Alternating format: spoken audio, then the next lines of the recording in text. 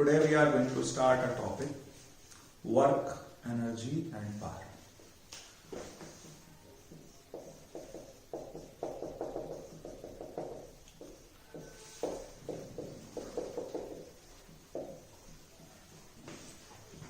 Before understanding work, we should understand two things, force and displacement. What is force? Force is that pull, push.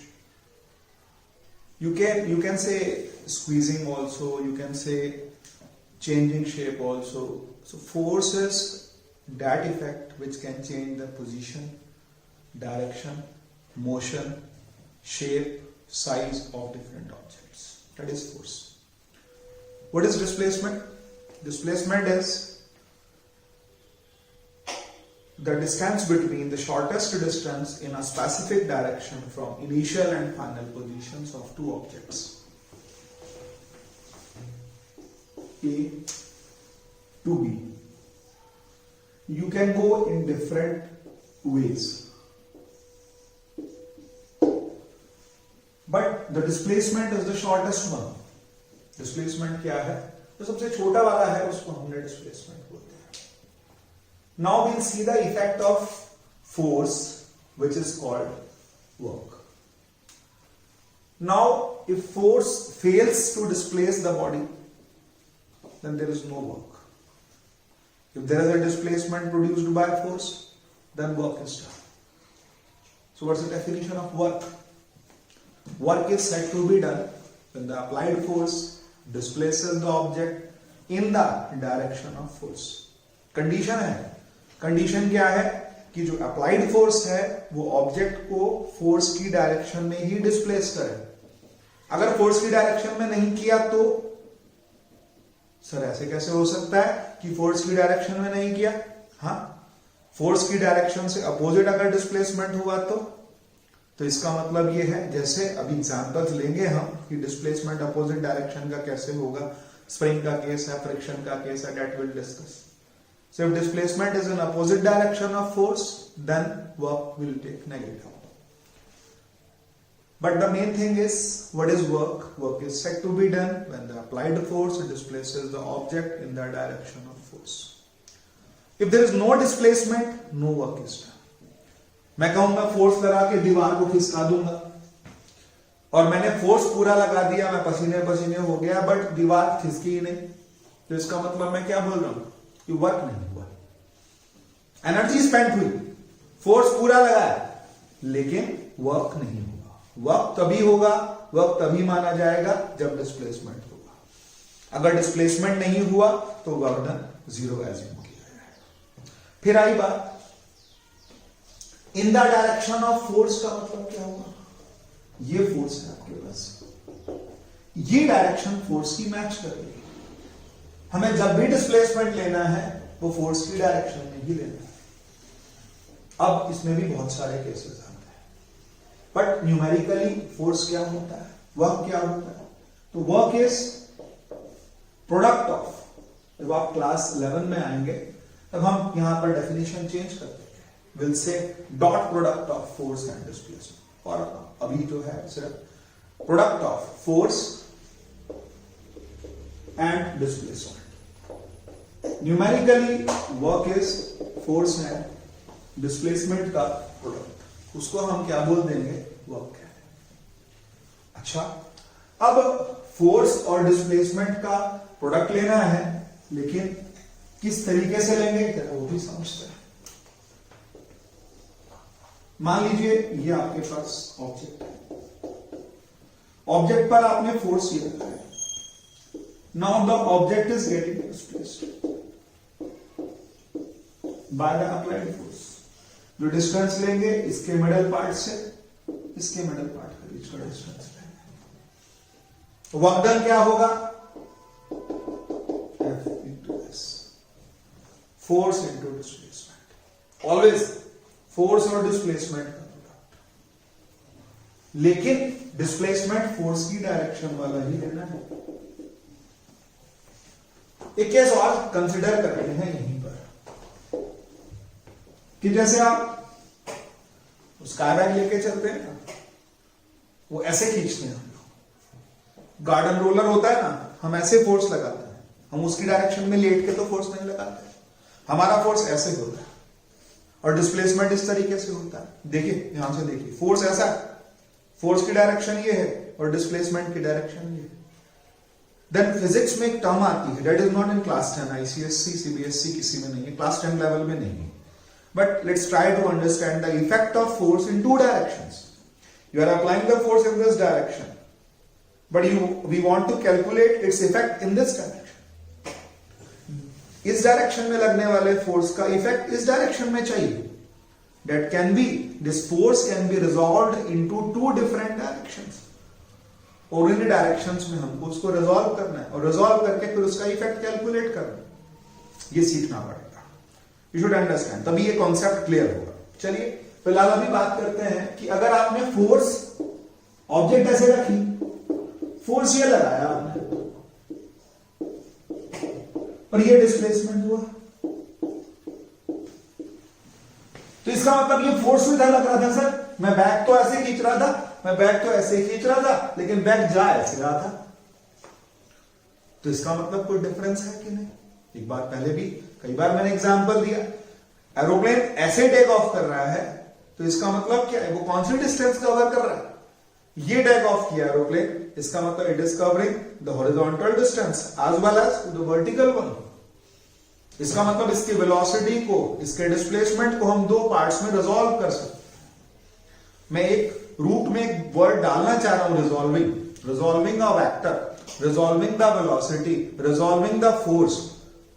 किसी force के impacts दो direction में कैसे हो सकते हैं? आप एक टेबल को ऐसे खींच रहे हैं तो इस तरफ डिस्प्लेसमेंट होगा, आप ऐसे खींचते हैं तो इस तरफ डिस्प्लेसमेंट होगा, लेकिन मान लीजिए आपने डायगोनली खींचा, फिर किस तरफ डिस्प्लेसमेंट होगा? इस तरफ भी डिस्प्लेसमेंट होगा, इस तरफ भी डिस्प्लेसमेंट होगा, there will be two different displacements. तो इस फोर्स का इंपैक्ट दो डायरेक्शन में आता है। हम बैग को ऐसे खींच रहे हैं तो हल्का सा बैग ऊपर को भी उठता है, लेकिन उसके बाद उसको हम मूव करवाते हैं हॉरिजॉन्टल डायरेक्शन में। अब आई बात कि किस एंगल पर हुआ, हमने थीटा लिया। अब इस फोर्स का इंपैक्ट मैं दो डायरेक्शंस में कैलकुलेट करना चाहता हूं।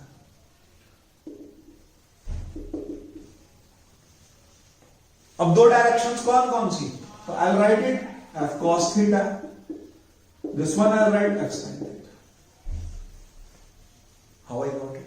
क्लास 10 के लेवल पे ये समझाना थोड़ा डिफिकल्ट होगा, but let's try to understand this thing. समझते हैं, इस पार्ट को मैं हटाता हूं, यही समझाता हूं इस फोर्स और डिस्प्लेसमेंट का, because in book it's given, book में गिवन है, लेकिन कैसे किया है वो हमको समझना है। फोर्स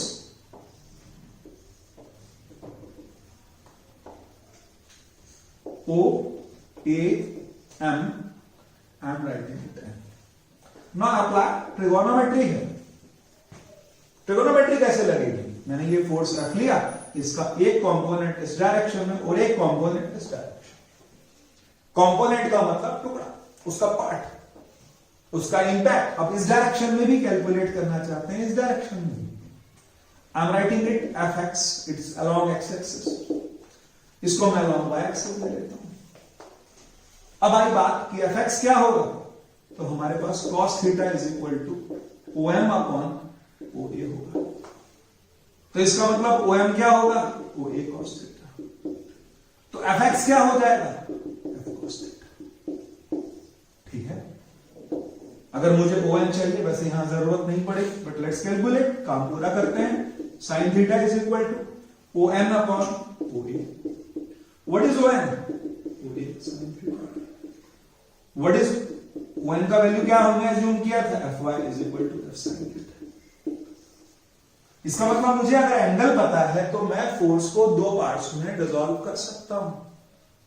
अगर एक एरोप्लेन 720 किलोमीटर पर आवर से टेक ऑफ कर रहा है, वैसे बहुत ज्यादा स्पीड बोलते 360 ले लेते हैं थोड़ी देर के लिए, 360 किलोमीटर पर आवर की वेलोसिटी से अगर वो टेक ऑफ कर रहा है तो 360 और एंगल जो उसका 30 डिग्री, तो 30 डिग्री के हिसाब से ये वाली वेलोसिटी कितनी आ गई? 360 cos 30, और ये वाली वेलोसिटी कितनी आ गई? 360 sin 30, because it will cover both the distances. Let's come back to work. मैंने कहा work is said to be done in the direction of force. अब इस अगर डिस्प्लेसमेंट तो हमारे पास ये हो रहा है, अब की बार फोर्स एडजस्ट करेगा डिस्प्लेसमेंट की डायरेक्शन में, ऐसा होगा, हाँ, क्योंकि डिस्प्लेसमेंट का इधर ही दिख। तो हम इस फोर्स का ये पार्ट ले लेते हैं F cos थीटा। तो अब डन क्या हो जाएगा मेरे पास में, I'll write F cos theta into displacement. Then what is it? F cos theta. ये फार्मूला यहां से आया F cos theta, इसको समझ लीजिए। तब आपको वर्क डन कैलकुलेट करना बहुत इजी हो जाएगा। इससे आगे चलते हैं, नेक्स्ट पार्ट पर आते हैं। नेक्स्ट पार्ट क्या आता है, अभी तक हमने दो केस डिस्कस कर लिए। पहला केस, ये दूसरा केस है। पहला केस मेरे पास था कि मैंने फोर्स और डिस्प्लेसमेंट सेम डायरेक्शन में, प्रैक्टिकली ये केसेस देखने को बहुत कम मिलते हैं, बट फिर भी by definition we must know that work done is equal to F into S। Let's come to third part, तीसरा पार्ट भी कैलकुलेट करते हैं। अब तीसरे पार्ट में कैसे कैलकुलेशन होगी हमारे पास, मान लीजिए एक इंक्लाइन प्लेन, आपके पास ऑब्जेक्ट यहां रखी और आप ऐसे फोर्स लगा रहे हैं इस डायरेक्शन, और आपने डिस्प्लेसमेंट भी यही बना दिया, ये एंगल भी दिया है हॉरिजॉन्टल से इंक्लिनेशन थीटा, बट जो आपने फोर्स लगाया वो फोर्स डायरेक्शन क्या ली, कहता है फोर्स की डायरेक्शन और डिस्प्लेसमेंट की डायरेक्शन इस केस में सेम है। ध्यान से देखिए, ये फोर्स की डायरेक्शन है, अगर मैं इसको डॉटेड बना दूं तो ये फोर्स की ही डायरेक्शन है और यही डिस्प्लेसमेंट की डायरेक्शन है। इस केस में वर्क डन कितना आ जाएगा, Fs cos 0। आप एंगल यूज कीजिए ताकि आपको पता लगे, यहां cos 0 क्या है, cos 0 का वैल्यू 1 है। इसका मतलब सर यहां भी यूज करना चाहिए था, यू शुड। तो हम जनरलाइज करके फार्मूला क्या ले लेते हैं, Fs cos थीटा। इस केस में एंगल हमारे पास 0 था, Fs cos 0 इज 1। यहां भी एंगल क्या था, Fs cos 0, वहां भी 1। तीसरे केस पर आया तब भी इस केस नंबर 4 पे आता है।